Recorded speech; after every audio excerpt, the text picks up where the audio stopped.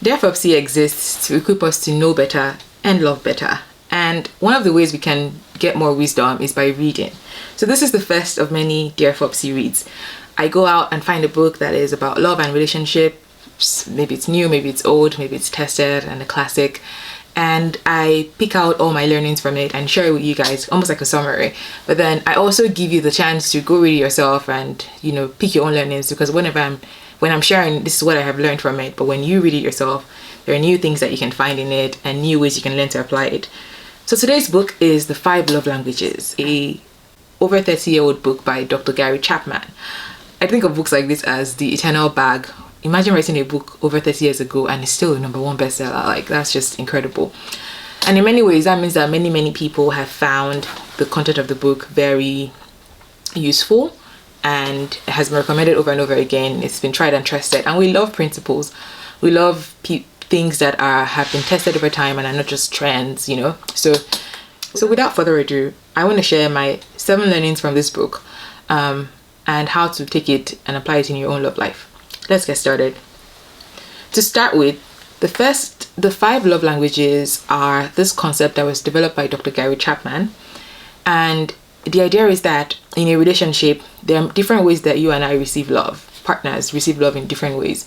And it's not just romantic relationships. It can be applied to relationship with children, even with workers and whatever, but we're focusing today on romantic relationships.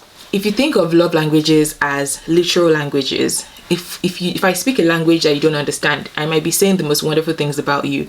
I might be doing the most, but because you don't understand it, and we're not communicating. So the concept of love languages is to highlight some of the ways in which what we understand as love is different. And by helping you identify your partner's love languages and you identifying yours, you're able to better communicate, and marriage is a better experience for both of you. So the 5 love languages are words of affirmation, quality time, physical touch, receiving gifts, and acts of service. And each one of those are basically like the sound. People that like words of affirmation are more likely to do well with compliments, heartfelt compliments, whether it's to them or about them. They like to be affirmed with words, quite literally. So when you do something good, don't just eat the food. Like, say, oh wow, this food was excellent, thank you so much for taking the time to prepare it. And that really fills them up. And quality time, people like to spend time with each other, whether that be with taking walks, whether that be with just like giving undivided attention. That's what it really is. Physical touch is very interesting, and I feel like I should stop explaining these things and just go into what I wanted to talk about. As I go into the lessons I learned from each of them, you will kind of you will hear about the love languages, but I have already told you what the 5 of them are. And let's go through my 7 lessons that I learned from them. My first lesson is that showing love by speaking your partner's love language is how you fill up their emotional tank. And Dr. Chapman shares this idea that each of us has in us a reservoir of love, either, from how we've grown up and things like that. And when you show love in your partner's love language, you're filling up that love tank. You're building a sense of security, of positive feelings, all the warm and fuzzies. And when you don't show love in a way that they understand, you're kind of like withdrawing from the tank. So when this love tank is full, when you feel loved, when you feel secure, a lot of the other things that happen in marriage are easier to deal with. It's almost like when you're feeling loved, you're not feeling as defensive in responding to things that come up.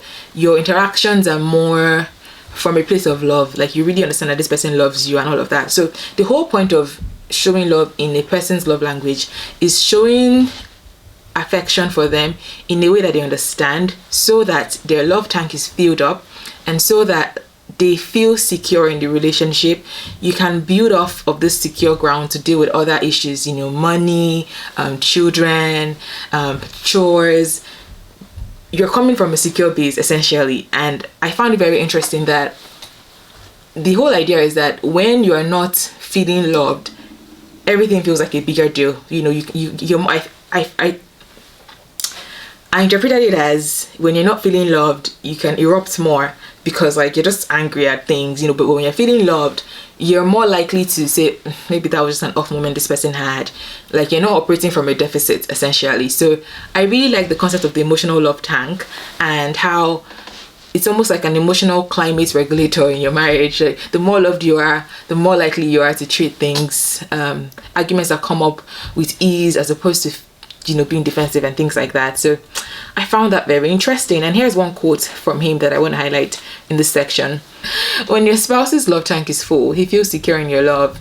But when it's empty, he feels used and not loved, which is interesting. That, like, we interpret things through the lens of how loved we're feeling, essentially. All right. The second big thing I learned from this book is that the feeling of being in love is not the same as real love. And I've always kind of known this. You know that in the early stages of love and romance, all the feels are happening. Oh my God, the butterflies in the belly. I can't live without you. This is going to be amazing forever. All those feels. They're there, but they don't necessarily stay the same all through. And we know this, right? You know that the intensity of love in those beginning days is not the same way it stays all through. And this is where the phrase, the honeymoon phase, is coined. That there's a season that lasts between 6 months and 2 years.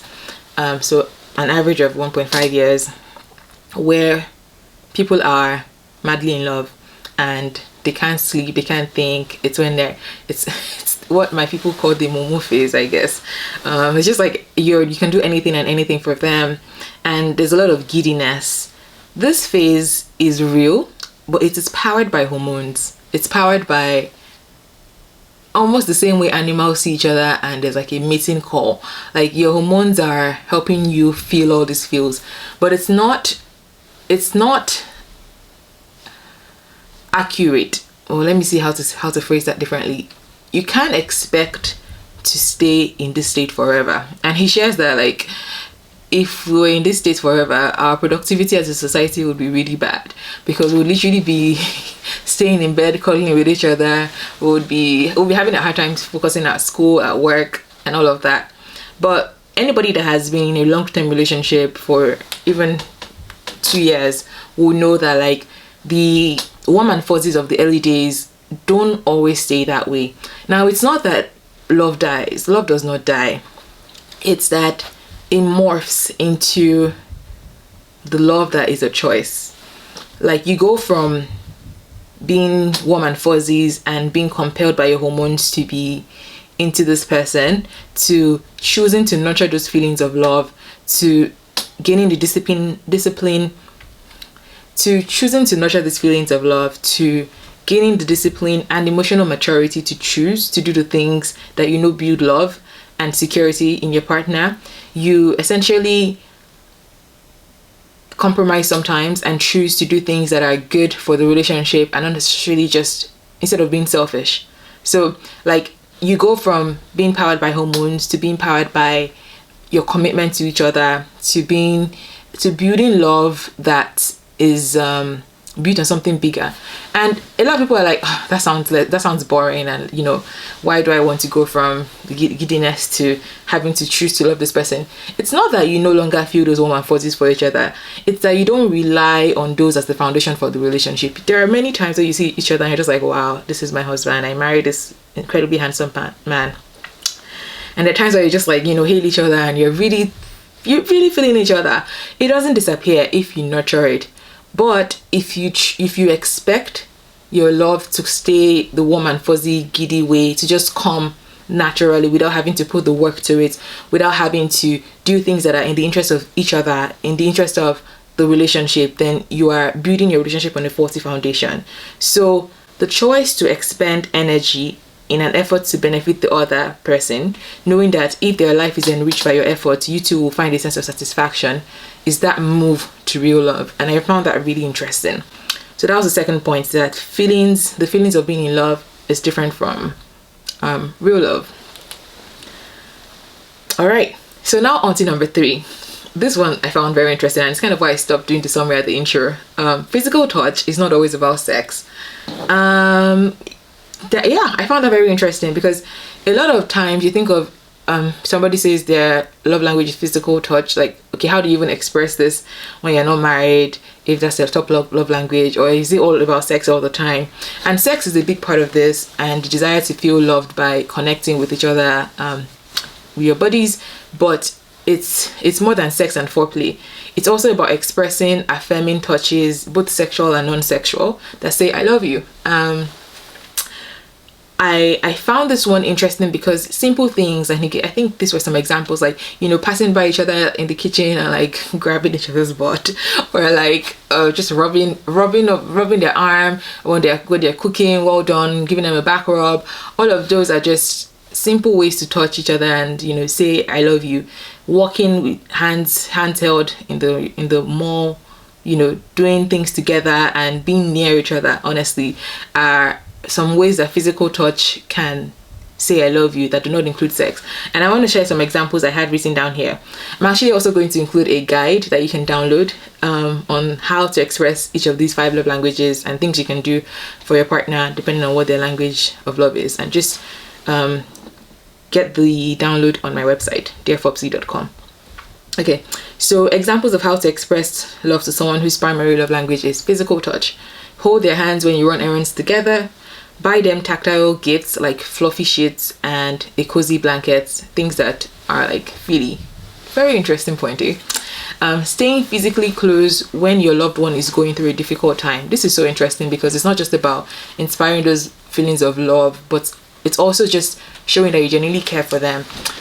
And I think there was one example of somebody who, her husband lost his mom or something like that, and she was trying to take the half day off work, and her manager was like, oh, she can only take 2 hours off or she's fired. And she's like, marriage is more important than this job. Eventually they didn't fire her, but like, first of all, employers can be so annoying. Like, somebody's dealing with the loss of their in-law and you're saying they should only go for 2 hours. I get that capitalism must continue, but it's times like this you have to just like put your foot down and be like, you know what, it's not that serious. Because if you die today, honestly, they don't waste time to replace you, and your work doesn't need you, your family does. Alright, that was enough of a segue. You can also book a massage or a pedicure, get your snuggles and your cuddles in. These are all ways that you can show love to somebody who is high on physical touch as their love language. And if you are in a long distance relationship, which is not ideal to be honest, I like that if you're in a long distance relationship, you should have like a goal. Maybe school is ending and then you come together, or if after X years you're not able to come together, one person moves or something like that. I think it helps that there should be an end date in sight if possible, but I know that situations are not always ideal, so power to you guys that are doing it. But if you're in a long distance relationship, handwritten notes can be preferred to text or emails, because you can actually touch it, you can smell it, you can sniff it. So yes, handwritten notes are a way to also express love to people that are high on physical touch, which is also interesting. Even when you're together in a relationship, some people might prefer that handwritten notes to generic cards or to text. So do that once in a while, maybe not every time so you don't kill all the trees, but once in a while. Okay, the next one kind of fits pretty closely to this one, and it might be a shorter one. It's that sometimes men may wrongly assume that their love language is physical touch, and that might be, it can come from a deficit of sex in the relationship, or it can come from just the biological need to urge to have sex. And he recommends, probing further for other love languages that they might be high on, and just thinking that yes, maybe the stereotype is that men want sex more, but it's not always the case that physical touch is their top love language. Words of affirmation might be, they might also like to just be cheered on. Oh wow, that was a good job you did, in the bedroom or in real life.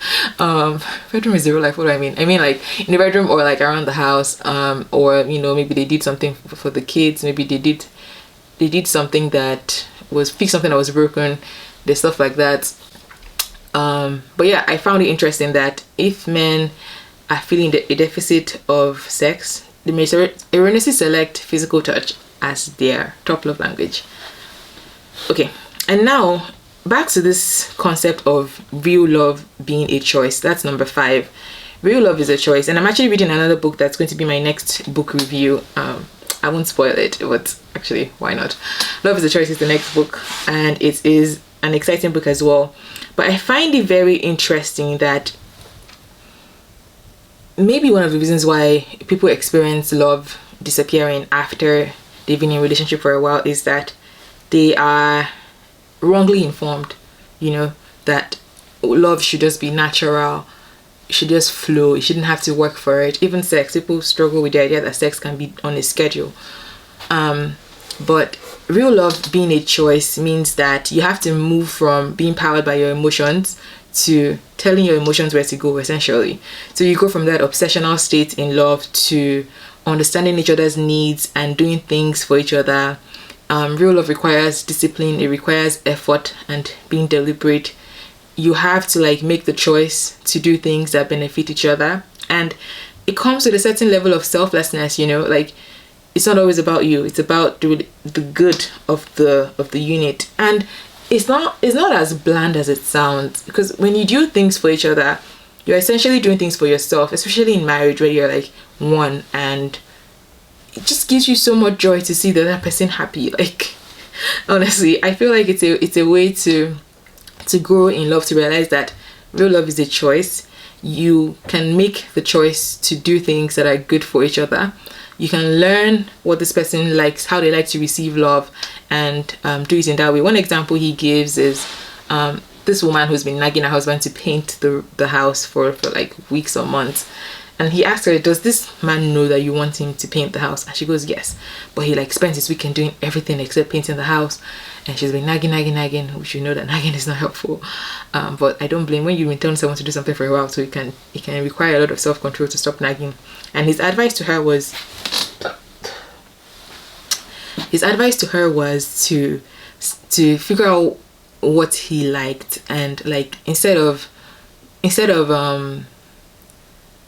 nagging him to continue to paint the house, every time he does something good, to make a big deal out of it and essentially praise him. Oh, thank you so much, Greg, for taking out the garbage. It was so thoughtful of you to do that. I really appreciate you. Wow, Greg, thank you for washing the car. It really is nice to have a polished, shiny car to drive around in.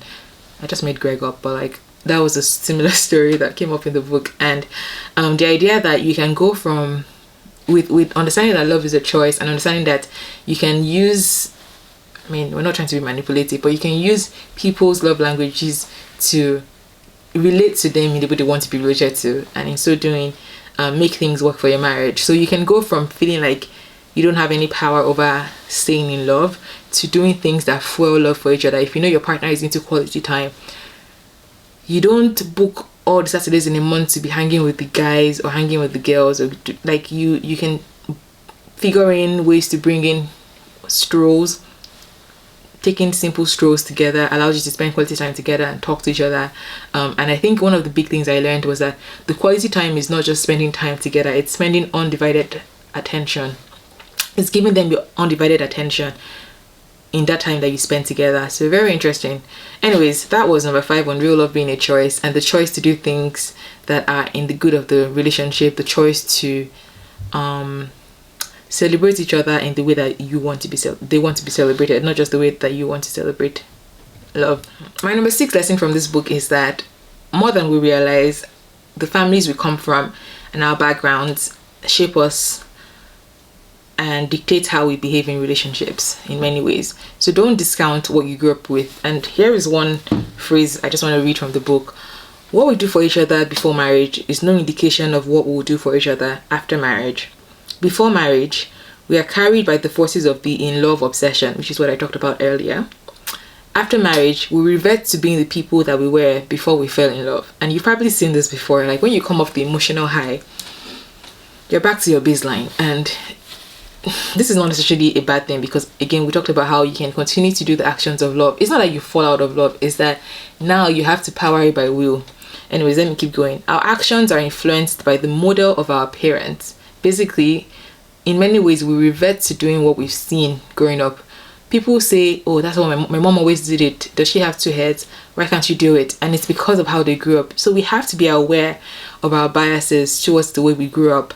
Even with polygamy and things like that, you need to be aware that your family has shaped you more than you imagine. If your parents had a very traditional marriage where the man provided, the woman sat at home, don't be surprised if your husband expects the same thing. Don't be surprised if your wife is more upset because she has to work and the husband is not able to financially take care of the whole family. I'm not saying it's right or wrong. I'm just saying we have to be aware that like we're influenced by the model of our parents, our own personality, our perception of love, which in many ways is shaped by what we've seen, and the ideologies we have formed around love, our emotion and our needs and our desires. So we really can expect that our backgrounds are going to pop up. In some days, I see my mom show up in me, and it makes me appreciate the good things I learned, but also makes me aware that if there's anything you don't like about how you grew up, you have to start working on it.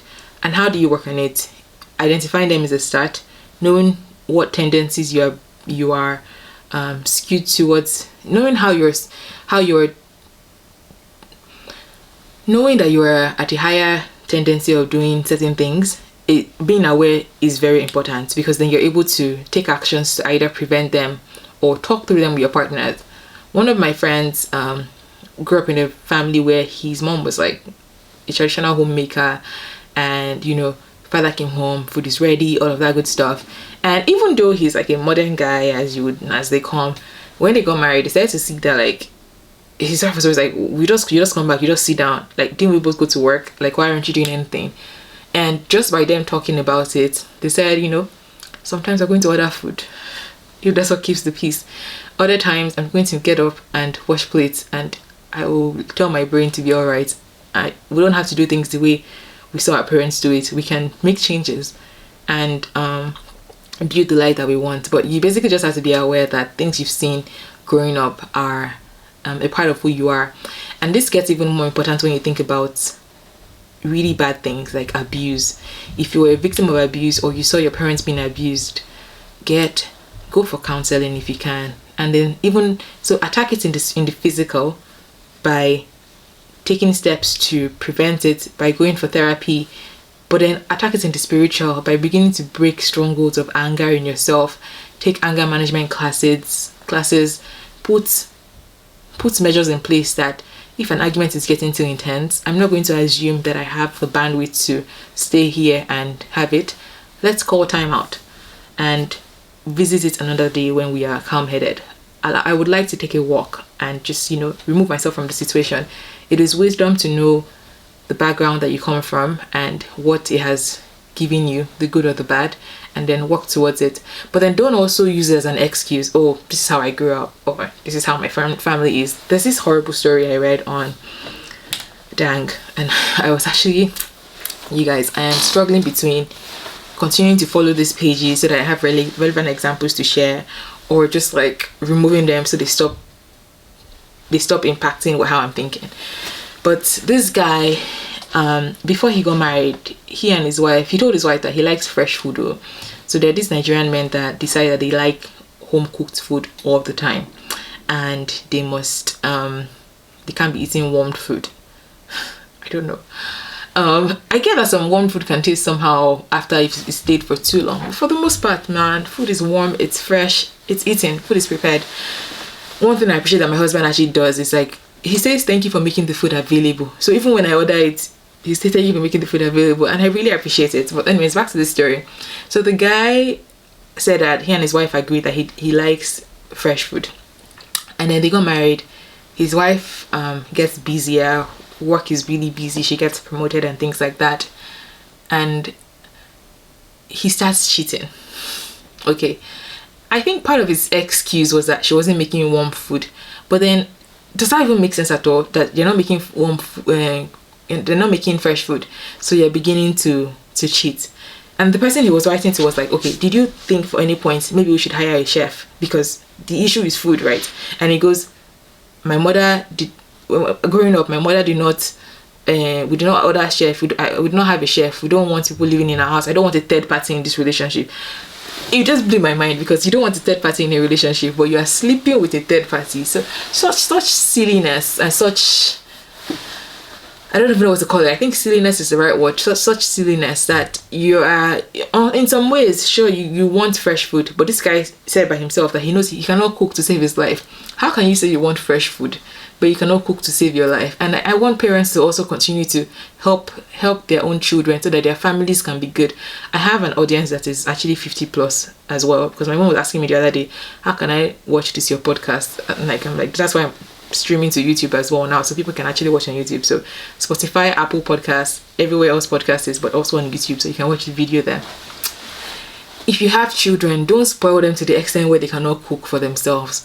And like, some of our parents' suffering is being transferred over because these men think that because their mothers endured it, that's the norm, that you should be able to do it. And I love men. I'm not pulling down men or anything like that. I'm just saying that these are examples of people that had those really horrible ideas that they saw from their parents, and they just have refused to change their ways. And funny enough, the woman saw the article on the internet and knew that it was a husband and wrote back. So it was just for like airing their dirty laundry in the public. But she said that she knows her husband is cheating, and like, so she has mentally checked out from the relationship. Is it not somebody that loves you, that cares about you, that will be cooking for you? If you're already cheating, they've been married for 3 years and he's been cheating 2 years out of the 3 years, okay, please, where is the incentive for you to cook? So all of these things are just, I started this whole conversation because I was saying our backgrounds influence us, but then you also have to, there's your family that trained you, but then as you grow up as an adult, you need to train yourself as well and decide what you're going to drop and what you're going to pick up, and retrain yourself, become a better person. This story makes no sense because you really could have hired help to be cooking the food. It's in Nigeria, of all places, a place where labor is really cheap, is what I'm trying to say there. You can easily get people to cook you your traditional meal. You can hire somebody that can tell them no salt or X amount of pepper, or you can get them tailored. You can be eating different kinds of things every day, and instead you choose to be cheating. The thing is that you will now find out that somebody was like in the comments that it will even shock him that the food that he thinks is fresh with his girlfriend might be bought from somebody. So I pray you will not be in situations like this, because you will marry people that really love you and are willing to work with you, because that's what this is. If you really love your partner, it should not be hard for you to understand that them getting advanced at work is for the good of the family.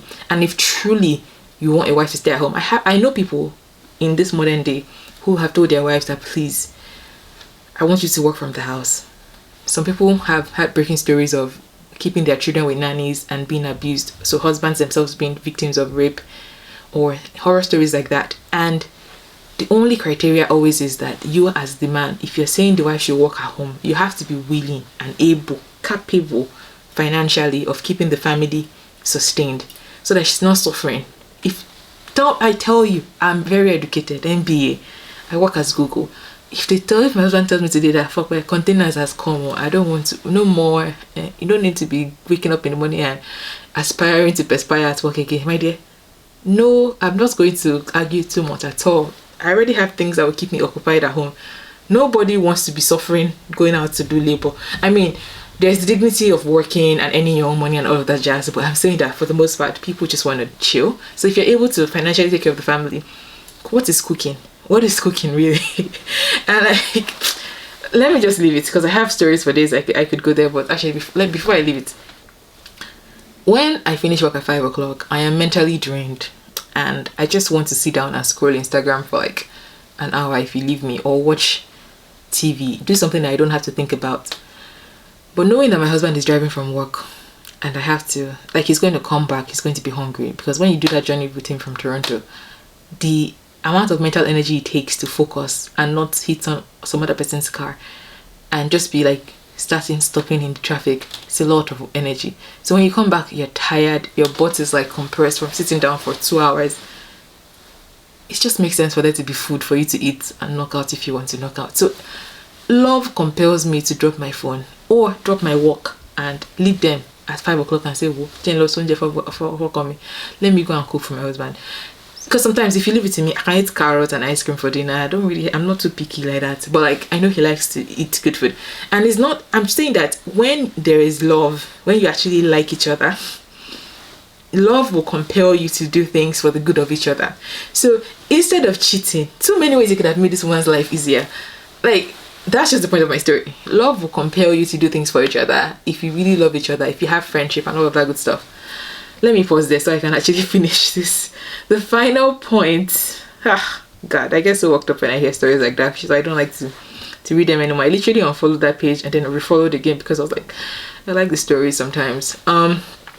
The final point is, when love is taken care of, you can build on that. So kind of what I was just saying, which it just ties in together. When you can speak love in the language that your partner receives them. So if you know that you're not really into touching, but your partner likes this touch thing, once in a while as they're passing them, greet them, "Hello, how are you doing?" Rub the shoulder.